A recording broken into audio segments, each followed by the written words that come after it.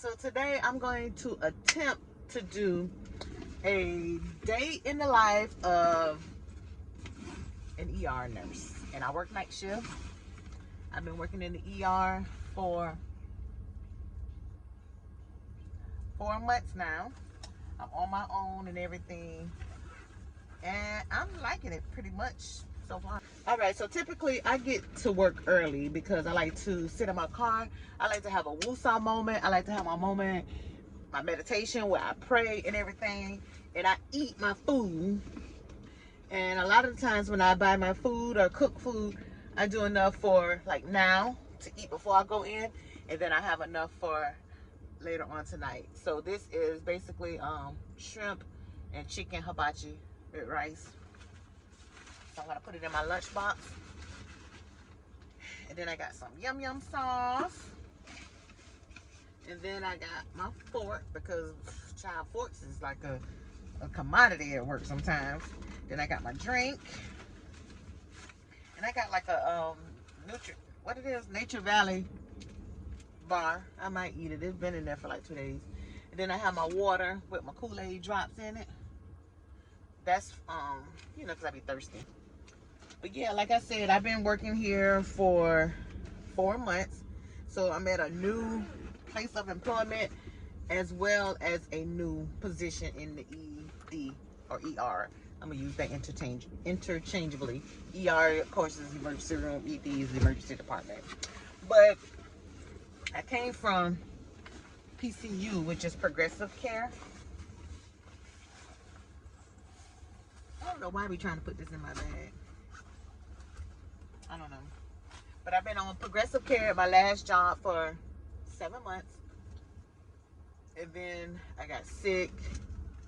And I had to take like a leave of absence, which was extended for like 9 months or so. And then I ended up getting fired.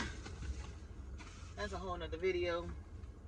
So when I was ready to come back to work, I was like, I might as well go ahead and apply for a position that I always wanted to work in, which was the emergency department. And I got hired, and here I am. All right, so basically what I'm doing now is I'm getting dressed. I come out the house unless it's cold, like basically with my tank top on. And then I put on my clothes and stuff once I'm about to get ready to go in.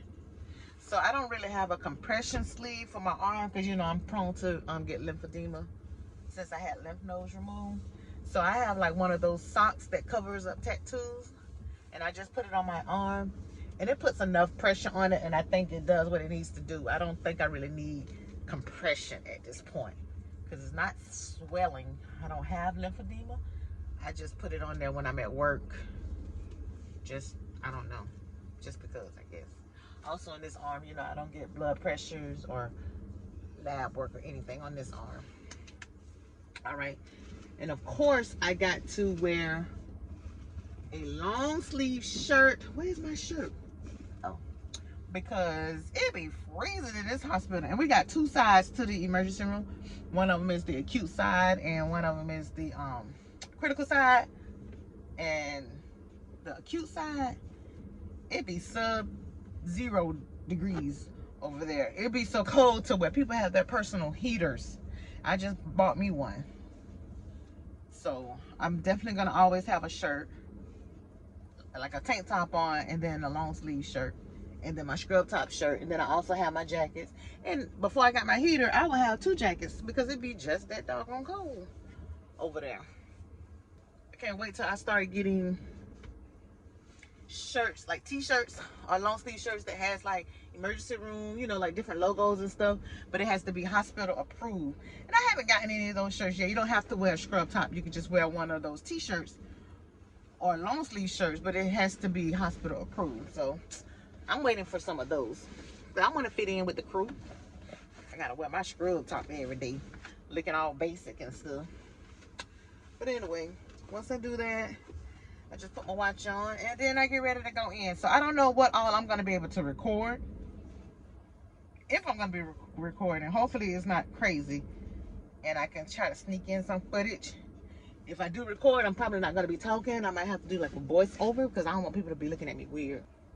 And of course I have to, you know, be careful about HIPAA and all of that stuff. So I might try to like throw my camera up and record a quick snippet or something, and then I explain what it is as I'm editing or something like that, maybe. I don't know. I'm gonna try it out. So follow along. Allow me to remain focused so that I can do my job efficiently, so that I can help others, so that I can be a blessing to others, and allow you to shine through me, dear God. All these blessings I ask in your son Jesus' name. Amen.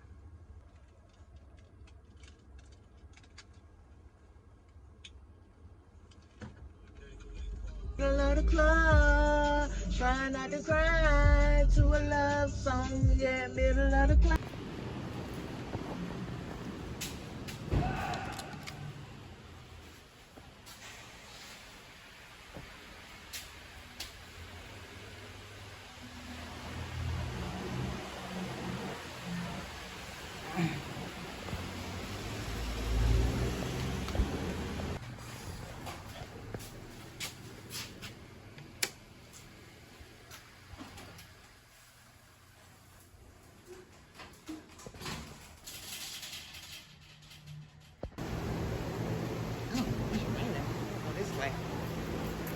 I be trying to avoid steps and stuff, but I go this way. This is raining.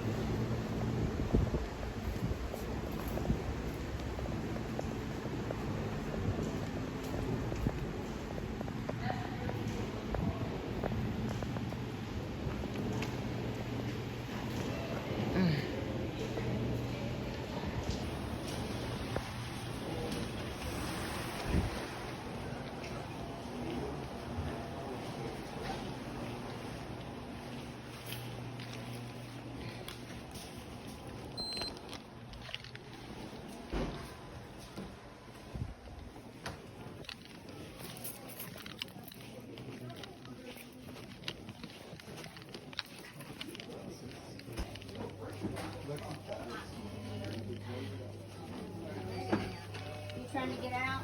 Yes. Come on. All right, lady. I'll follow you. You're going that way, but I'll get you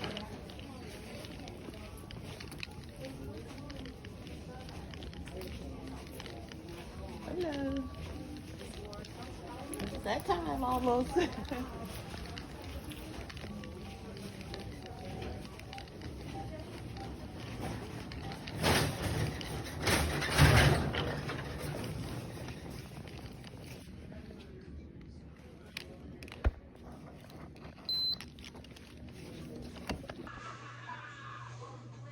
What are we watching? I don't know.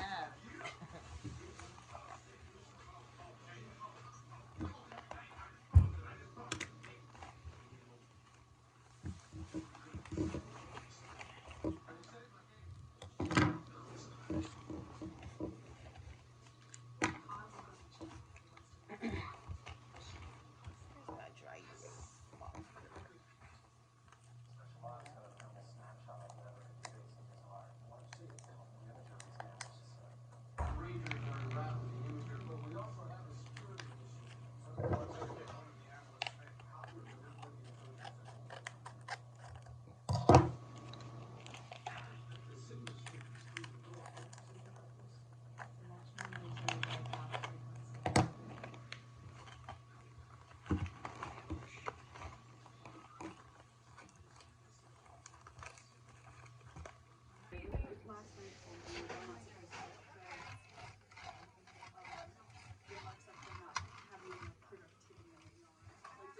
Really?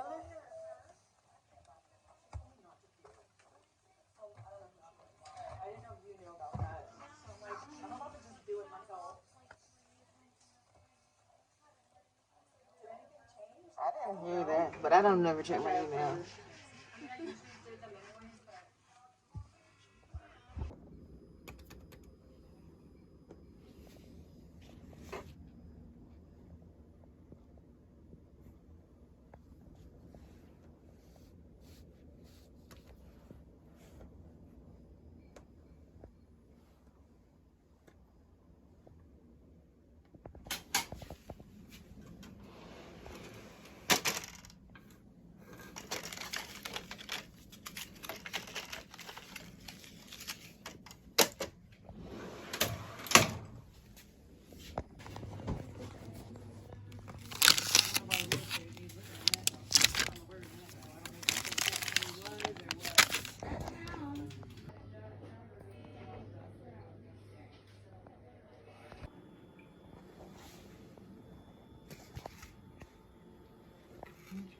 cake and pizza.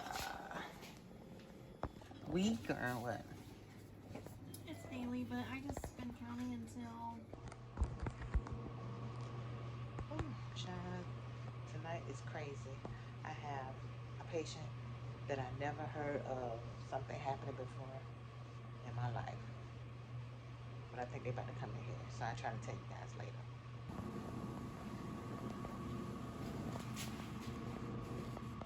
People don't ever clean up after themselves in this bedroom. But it ain't too bad today.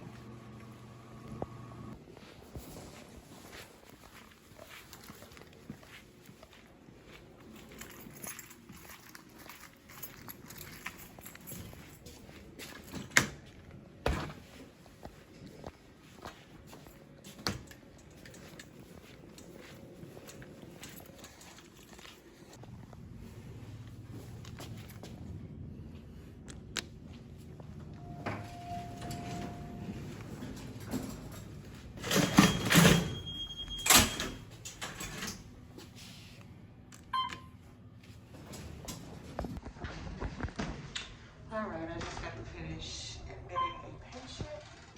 Took him upstairs. Now I'm going back to the pit. And the time is now 3 o'clock in the morning.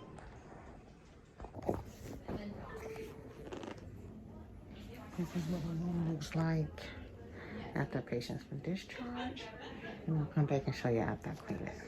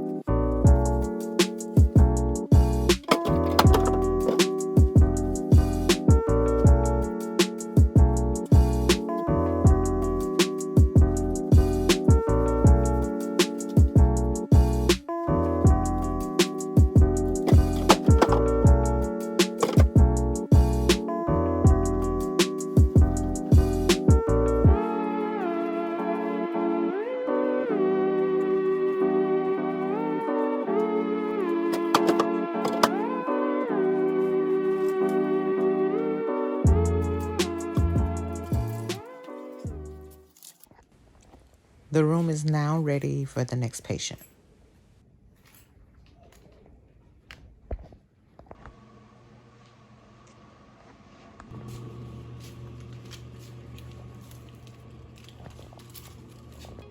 Oh, Jesus. Of course I'm trying to leave. Bam.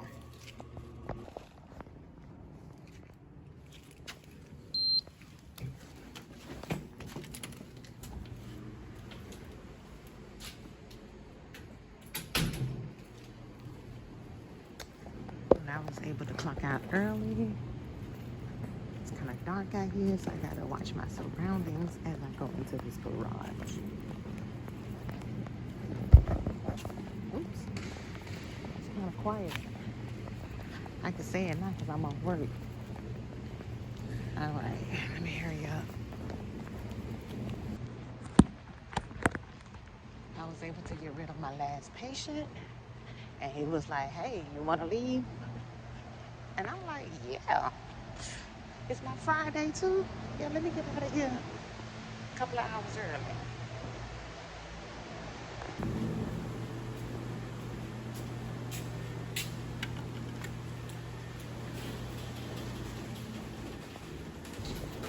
This elevator is hot. Like it's on fire.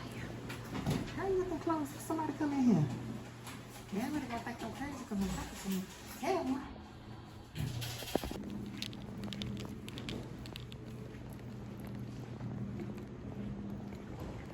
Parking lot is kind of empty, but I'm watching my surroundings for somebody to jump from behind the doggone wall or something.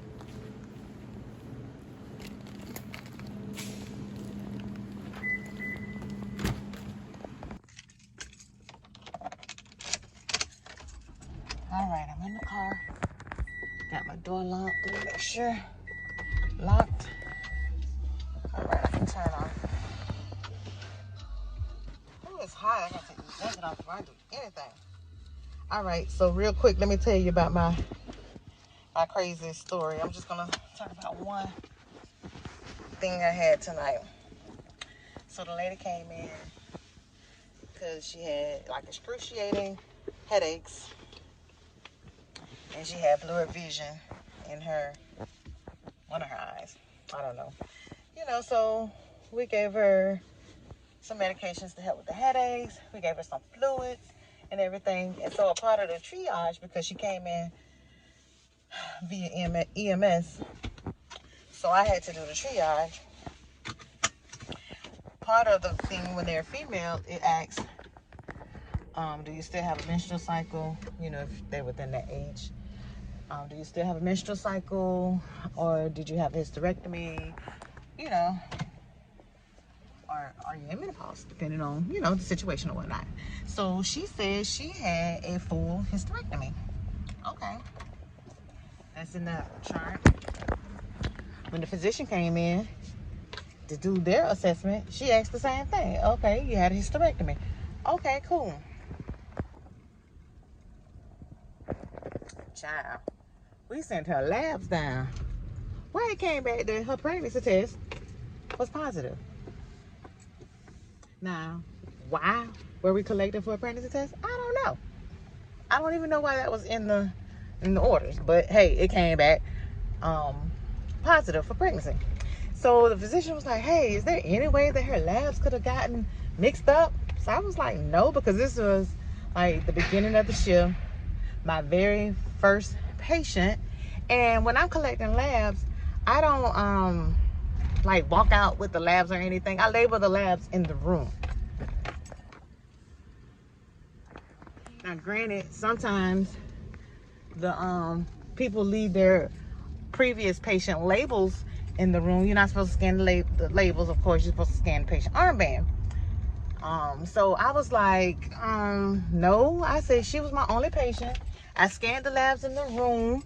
I said, well, let me go confirm her name again. I'm pretty sure I did it. But at this time, they got me second guessing myself, because I remember the lady specifically telling me she was had a hysterectomy and she's pregnant. So I'm like, well, let me go confirm. So I go in the room and I was like, can you confirm your name again? So her and the husband and they just like dying laughing, because they was like, there's no way. So she confirmed her name, date of birth. Okay, boom. We go out the room. The physician is feeling bad because she forgot that the lady said hysterectomy, and she was like, hey, you guys are pregnant, you know, all happy and stuff. And the lady was like, what? And then she said she looked down at the clipboard and was like, oh shoot, she had a hysterectomy. But then she, you know, starts like, well, how can this be? So now I'm like, well, then I know I did everything right. So I said, so what are we supposed to do? So we throwing it all up. Matter of fact, the physician was a PA. So we asking the attendant who's on for the night. And so he was like, well, you know, sometimes they just glimpse at the strips and think it's 2 lines and it's really 1. So it was like, this is blood work. He like, well, blood work. So it was like, yeah. So he was like, I don't know, y'all don't even know why you drew it. You know, basically, y'all figure it out. So I was like, you want me to recollect it? I mean, because at this point, I'm second guessing myself. So she was like, yeah, we can recollect it. So this time she ordered the regular urine and then the qualitative and the quantitative. Okay, so one of them basically just say yes or no, you're pregnant, and the other one actually say how much like hormones, pregnancy hormones you have in your body. So sure enough, it came back positive again. They were like, shut up. I was like, it is positive again. So they was like, oh my God, what the heck? We was like, did she not have a hysterectomy? Or did she have a partial? And you know, we try to think of everything. So by this time, I done Googled some solutions. So they were saying it could be an ectopic pregnancy, which is very, very, very rare after a hysterectomy. Then it was like, or it could be some type of cancer that could be going on, something like that. So when the quantitative came back, it said that it was 6. I mean, I really don't know what. I think it should be 0 if you're not pregnant. I don't know. But anyway, it came back 6. So the physician basically told them to go like have a mammogram done and you know, check like for possible breast cancer, because that could be a sign of breast cancer. And it makes sense now, because y'all know I was diagnosed with breast cancer in 2022, and the type of breast cancer that I had was hormonal positive. So it was like positive for estrogen and progesterone. So I mean, that makes sense. If her hormone levels are like extremely high because of the cancer, then I guess it could pop pregnancy test positive. I don't know. I mean, I ain't never had no positive pregnancy test. I mean, but that makes sense. I hope she doesn't have breast cancer or some other type of cancer. I hope she doesn't have to go through that journey, but I pray for her and her family. They actually told me that story, that they actually tried to have kids and couldn't. All the kids that they have has been adopted, and they were like, they long for someone to come in their room, you know, years ago to say, hey, you guys are pregnant, and that never happened. And for it to happen now, after they done had a hysterectomy after so many years, they said it was funny. I mean, they laughed it off, but they kind of was serious when I went in there the last time. And I'm pretty sure that because the doctor said, you know, to go check for breast cancer or something like that, they weren't as, lolly jolly anymore. I've been riding all this time without my lights. Oh my God, the police gonna get me. I'm like, why is this street dark? But anyway, that's it, y'all. That's my strange case today. Untold stories of the ER, basically. And I think this is gonna be the end of my vlog. I hope you guys enjoy, because I know you can't see me, but you can hear me. But this is it.